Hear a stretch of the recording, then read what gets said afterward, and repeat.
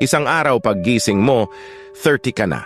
Samantalang parang kahapon lang ay 20 ka. At hindi mo masabi paano dumaan ang isang dekada ng ganun-ganun lang. Ang tanging masasabi mo ay parang kailan lang.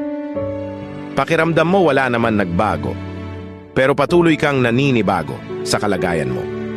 Unti-unti mong naiisip ang mga pangaral ng mga magulang mong tugma sa kinaroroonan mo ngayon. Lahat ng kahapon ay aral sa buhay mo. At ang bawat umaga ay panibagong pag-asa. Kaya huwag kalimutang i-enjoy ang buhay habang itinatama mo ang mga bagay kung saan ka sumablay at unti-unting lasapin ang success na meron ka. Dahil bukas, 40 ka na. Parang kailan lang.